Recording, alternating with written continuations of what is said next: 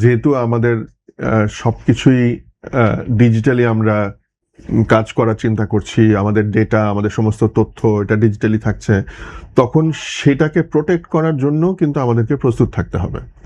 সেটা কিভাবে আমরা বাঁচিয়ে রাখবো? এই যে দেখেন আমাদের কিছুদিন এর আগে, মানে এখন ইদানিং না, বেশ কয়েক বছর আগে আমরা দেখেছি যে নির্বাচন কমিশন থেকে আমাদের সমস্ত তথ্য নাকি লিক হয়ে যাচ্ছে।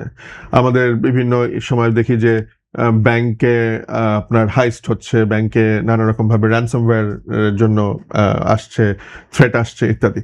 সো এই জিনিসগুলো চলতে থাকলে তো মানুষ ডিজিটাইজেশন করার প্রতি উৎসাহ হারাবে। তখন আমি অনেকে আছে যাদের ব্যবসা বাণিজ্য ই-কমার্স যাদের কথা বলছি আমরা, বা যারা ফেসবুক থেকে ব্যবসা করে, ইনস্টাগ্রাম থেকে ব্যবসা করে, তাদের যে আইডিগুলো বা পেজগুলো, যে পেজগুলোর মাধ্যমে বিভিন্ন ব্যবসায়িক প্রতিষ্ঠানের মালিকরা যে প্রোডাক্টের যে মানুষের কাছে পৌঁছে দেওয়ার যে সে জায়গায়ও তো একটা সাইবার নিরাপত্তার ঝুঁকি রয়েছে। অবশ্যই। সো যেটা বলছিলাম যে আপনাকে এ ব্যাপারে অত্যন্ত সতর্ক থাকতে হবে, অত্যন্ত অত্যন্ত অত্যন্ত, মানে এরা ভীষণ ভীষণ ভীষণভাবে জরুরি।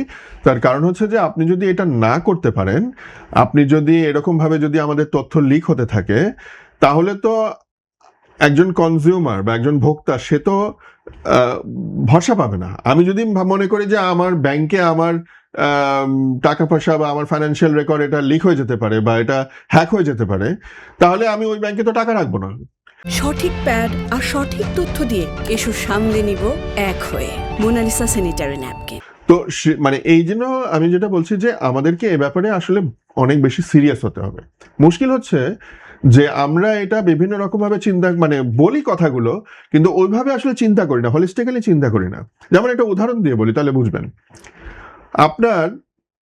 আমাদের এখানে যে একটা নেটওয়ার্ককে প্রোটেক্ট করার জন্য ফায়ারওয়াল লাগে, সেই ফায়ারওয়ালের দাম, দাম না, সেই ফায়ারওয়ালের উপরে ডিউটি অনেক বেশি, ইম্পোর্ট ডিউটি। কেন? এটা তো হওয়ার কোনো কারণ নেই। এটা এমন তো না যে এই জিনিসটা বাংলাদেশে বানাচ্ছি আমরা, সেই জন্য আমার প্রোটেকশন দিতে হবে, জন্য ওখানে অনেক ডিউটি হয়। কেন? আমার এর ফলে যেটা হচ্ছে যে আমার বাড়িটা হয়তো ধরেন এটা আমার বাড়ি, আমার বাড়িটার গার্ড দেওয়ার জন্য আমার অ্যাকচুয়ালি লাগে হচ্ছে 4 জন মানুষ, কিন্তু যেহেতু গার্ডের দাম, বেতন অনেক বেশি, আমি 2 জন দিয়ে চালাই। তো আমার কি এটা সম্পূর্ণ সুরক্ষিত? সুরক্ষিত তো না, বিকজ আমার তো দরকার ছিল 4 জন। একই রকম ভাবে আমার নেটওয়ার্কটা সুরক্ষিত রাখার জন্য যেই ফায়ারওয়াল দরকার অথবা যতগুলো ফায়ারওয়াল দরকার, আমি এই কস্টের কারণে হয়তো একটু কম্প্রোমাইজ করছি। আমি হয়তো ছোট সাইজের ফায়ারওয়াল রাখছি, অথবা আমার হয়তো 4টার জায়গায় 2টা রাখছি। সো তখন আমার নেটওয়ার্ক কিন্তু সুরক্ষিত থাকছে না। সো সরকারকে এটাও একটু চিন্তা করতে হবে যে আসলে শুধু নেটওয়ার্ক বানালেই তো হবে না, অটোমেশন করলেই তো হবে না, সেটাকে তো সুরক্ষিত রাখতে হবে।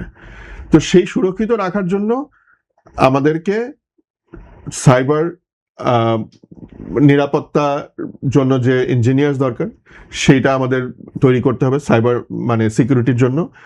এবং সেটার জন্য ইমিডিয়েটলি সরকারের, আমাদের মিনিমাম এই মুহূর্তে আমাদের মিনিমাম 10 থেকে 15,000 সাইবার সিকিউরিটি ইঞ্জিনিয়ার্স দরকার বাংলাদেশে এই মুহূর্তে। বাংলাদেশে কি এই বিষয়ে দক্ষ সাইবার সিকিউরিটি ইঞ্জিনিয়ার্স আছে? আছে, অবশ্যই আছে, কিন্তু সেগুলো একেবারে হাতে গোনা কয়েকজন, মানে হ্যান্ডফুল।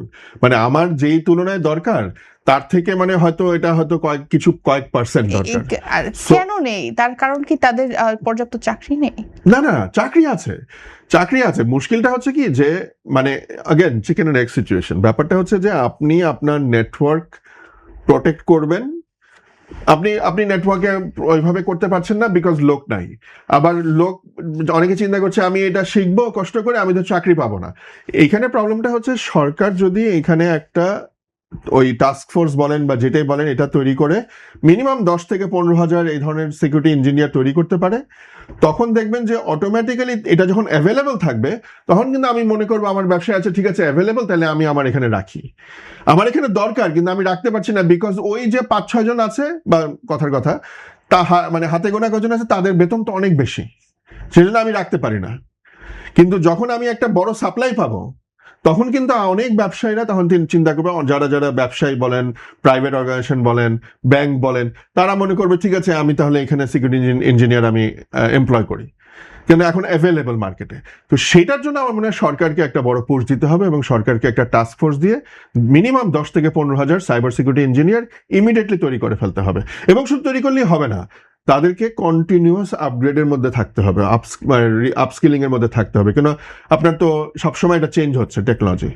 সো সবসময় তাদেরকে যাতে এটা মানে তারা নিজেদেরকে আপ টু ডেট রাখতে পারে সেই ব্যবস্থা রাখতে হবে।